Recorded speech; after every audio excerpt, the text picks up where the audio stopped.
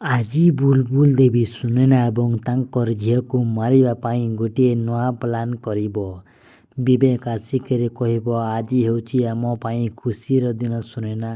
ଆଜି ମୋରି ଜଣେ ପୁରୁଣା ସାଙ୍ଗ ଆସିଲେ। ସେ ତାଙ୍କ ସାଥିରେ ଭେଟ ହେଲା। ସେ ମୋତେ ଏହି ଜବାବ ଦେଲେ।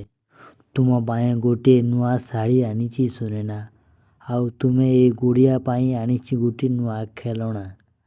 ତୁମେ ଯାଇକରି ଏଇ ପୁରୁଣା ଶାଢ଼ୀକୁ ଚେଞ୍ଜ କରିଦିଅ ସୁନୈନା।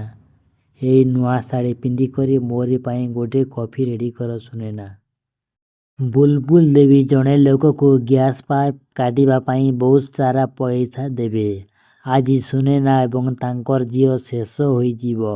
ମୋର ବିବେକ ମୋରି ପାଖକୁ ଚାଲି ଆସିବ ବୋଲି ଘରକୁ ଫୁଲ ଦେଇ ସଜାଉଥିବ ବୁଲବୁଲ ଦେବୀ। ବହୁତ ଖୁସିରେ ନାଚୁଥିବ ବୁଲବୁଲ ଦେବୀ। ଏହା ଦେଖି ଘରର ସମସ୍ତ ଲୋକ ଆଶ୍ଚର୍ଯ୍ୟ ହୋଇଯାଉଛନ୍ତି। ଆଜି କ'ଣ ସୁନୈନା ଓ ବିବେକ ସତରେ ମରିଯିବେ କି ନାହିଁ? ଆମକୁ କମେଣ୍ଟ କରି ନିହାତି ଜଣାଇବେ। ଭିଡ଼ିଓକୁ ଲାଇକ୍, ସେୟାର ଓ କମେଣ୍ଟ କରି ନିହାତି ଜଣାଇବେ।